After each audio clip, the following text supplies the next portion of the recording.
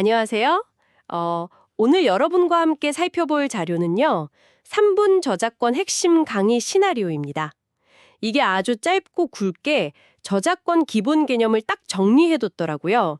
아마 쓱 보셨으면 창작물에 대한 권리구나, 뭐 등록 안 해도 생긴다더라 이 정도는 감 잡으셨을 텐데요. 오늘은 이 기본에서 출발해서 이게 실제로 어떻게 돌아가고 또 어떤 점들을 좀 더 생각해 봐야 하는지 한번 깊이 들어가 보려고 합니다.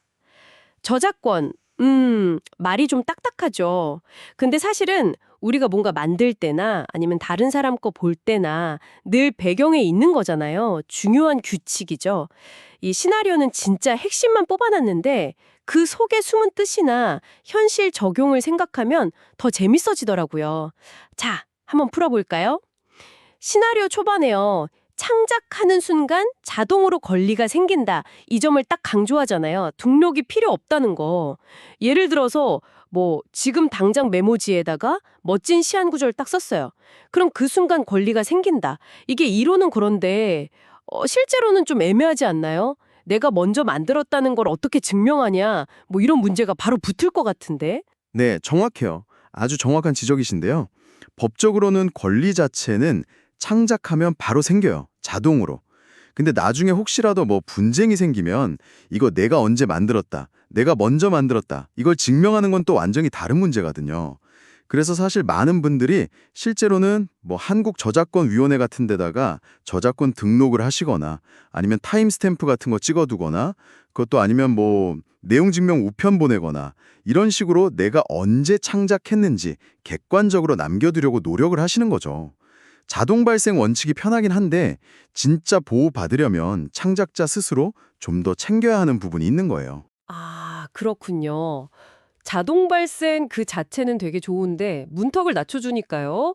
근데 그걸 진짜 내 권리로 지키려면 현실적인 노력이 또 필요하다. 이런 말씀이시네요. 시나리오 보면 권리가 여러 개 쫙 나오다가 크게 두 기둥으로 나누잖아요. 저작 인격권이랑 저작 재산권. 우선 저작 인격권부터 보면 세 가지 나오죠. 성명 표시권, 공표권, 동일섬 유지권, 이름표, 자물쇠, X 표시, 아이콘으로 딱 보여주던데 근데 이 중에서요. 특히 그 동일성 유지권 있잖아요. 내 작품 함부로 바꾸지 마라. 이게 흥미로우면서도 좀 논란의 소지가 많아 보여요. 창작자 의도 존중. 이거 당연한 것 같은데 또 어떻게 보면 패러디나 리믹스 같은 거 있잖아요. 기존 작품을 좀 비틀거나 재해석하는 2차 창작. 이런 거랑은 좀 부딪힐 수도 있지 않을까요? 어디까지가 원작 훼손이고 어디부터가 괜찮은 건지 그 선이 되게 애매할 것 같아요. 아, 맞아요. 바로 그 지점이 저작권법 해석할 때 정말 많이 얘기되는 부분 중 하나예요. 동일성 유지권.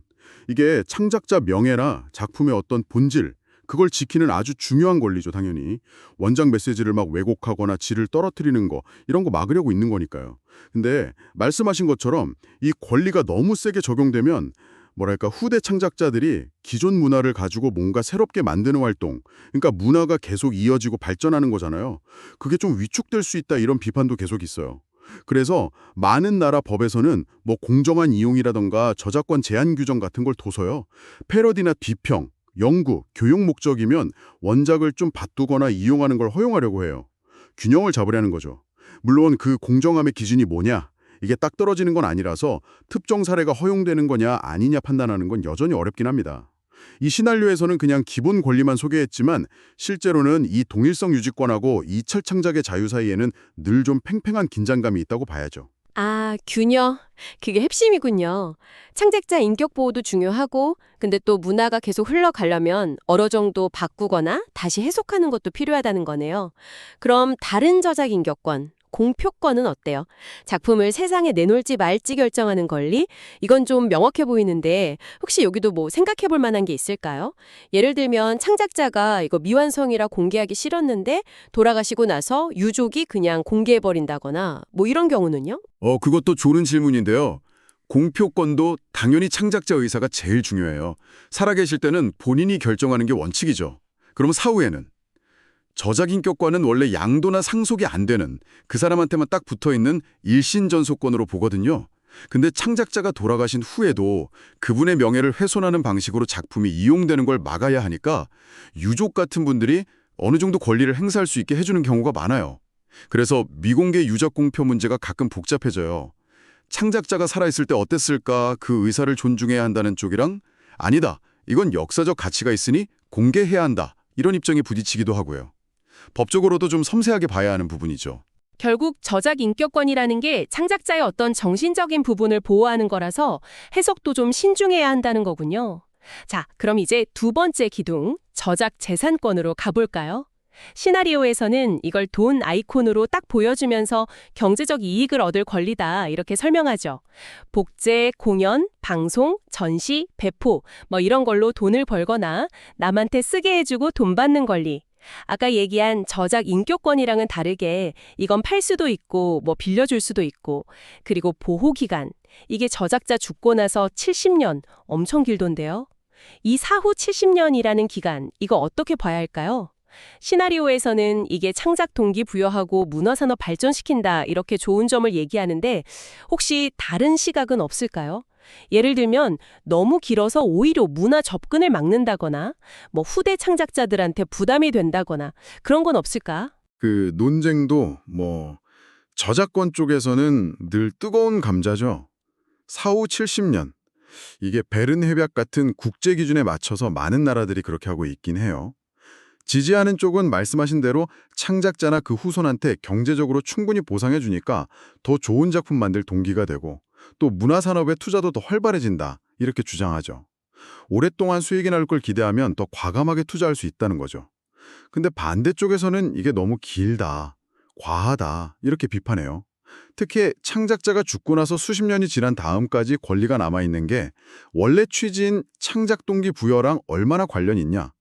이런 의문을 제기하는 거죠. 오히려 시간이 너무 지나서 저작권자가 누군지 찾기 어려운 고화 저작물 문제만 더 심하게 만들고 저작권 풀려서 누구나 자유롭게 쓸 수 있는 공공자산, 즉 퍼블릭 도메인이 될 작품들이 줄어드니까 결국 우리가 자유롭게 이용하고 재창조할 수 있는 문화자원 자체가 줄어드는 거 아니냐 이런 비판이 있어요. 그 유명한 미키마우스 저작권 기간 연장 논란 같은 게 다 이런 배경에서 나오는 거고요. 듣고 보니 양쪽 다 일리가 있네요, 정말. 창작 활동을 계속하게 하려면 돈도 중요하고, 근데 또 문화라는 게 서로 공유하고, 또 그걸 바탕으로 새로 만들면서 발전하는 거니까, 결국 이것도 보호랑 이용 사이에서 적절한 균형점을 어디에 둬야 하냐, 이 문제로 가네요. 시나리오 마지막에는 왜 저작권을 지켜야 하나, 이 질문 던지고, 창작자의 노력과 가치를 존중하고, 더 좋은 창작 환경을 만들려고 우리 모두의 창의성을 키우는 일이다. 이렇게 답하잖아요. 이 설명은 저작권 제도가 추구하는 어떤 이상적인 모습 같아요. 근데 현실에서는 저작권이 가끔 창작자를 보호하는 방패라기보다는 뭐랄까, 큰 회사나 어떤 특정 단체가 시장 지배력을 유지하거나 정보 접근을 막는 수단처럼 쓰인다. 이런 비판도 있지 않나요? 네, 그런 비판적인 시각도 분명히 있죠. 저작권 제도가 원래 취지랑 다르게 돈 많고 법 잘아는 쪽에게만 유리하게 작용해서 오히려 이제 막 시작하는 창작자나 작은 사업자 아니면 교육이나 연구 목적으로 쓰려는 사람들한테 불필요한 벽을 만들 수 있다는 걱정이에요. 예를 들어서 라이센스 문제가 너무 복잡하거나 아니면 손해배상 요구가 너무 과도하거나 하면 창작 활동 자체가 위축될 수 있잖아요. 그리고 또 디지털 기술 때문에 복제나 유통이 너무 쉬워지니까 저작권 침해 단속을 강화하는데 그 과정에서 표현의 자유나 사생활 보호 같은 다른 중요한 가치들이랑 부딪히는 모습도 나타나고요. 그러니까 시나리오에서 말하는 저작권 보호 필요하다 이걸 받아들이면서도 동시에 이 제도가 현실에서 진짜 어떻게 돌아가고 있는지 혹시 부작용은 없는지 좀 비판적으로 계속 봐야 한다는 거죠. 제도가 원래 목표대로 창작 생태계 전체를 건강하게 만들고 있는지 아니면 그냥 특정 그룹한테만 유리한 도구가 되고 있지는 않은지 계속 질문을 던져야 해요. 단순히 저작권은 좋은 거야 이렇게 넘어가기에는 생각할 게 정말 많다는 거군요. 마지막으로 시나리오에서는 더 궁금하면 한국저작권위원회에 물어보라고 하네요. 저작권 관련해서는 여기가 제일 공신력 있는 곳이니까 실제로 고민이 있다면 도움받는 게 좋겠고요. 자, 오늘 3분 저작권 핵심 강의 시나리오 이거 하나 가지고 시작해서 꽤 깊은 얘기까지 나눠봤네요. 저작권이 그냥 창작하면 바로 생긴다. 이걸 넘어서서 그 권리를 실제로 증명하고 행사하는 현실적인 문제들, 그리고 저작 인격권, 저작재산권 나누는 거랑 그 안에 숨어있는 어떤 긴장관계들, 또 보호기관이나 제도 운영에 대한 여러 시각까지 짚어봤습니다. 네. 그 시나리오가 던져준 기본 개념들은 저작권이라는 복잡한 세계로 들어가는 그냥 입구 같은 거죠. 오늘 저희 나눈 얘기처럼 그 문 열고 들어가면 법이랑 현실, 창작이랑 이용, 개인 권리랑 공공이익 사이에서 계속 줄다리기 하는 걸 보게 돼요.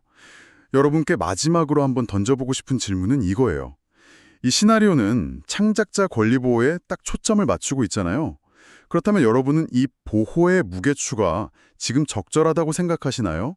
아니면 요즘 같은 디지털 시대, 정보 공유가 엄청 활발한 시대에 맞게 이용자 접근성이나 문화 공유 쪽으로 조금 더 가야 한다고 보시나요?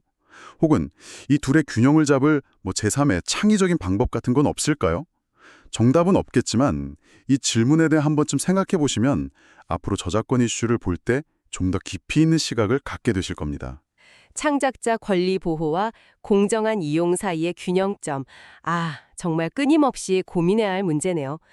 오늘 저희와 함께 저작권의 이런저런 면을 들여다본 시간이 여러분께 유익한 자극이 되었기를 바랍니다. 들어주셔서 감사합니다.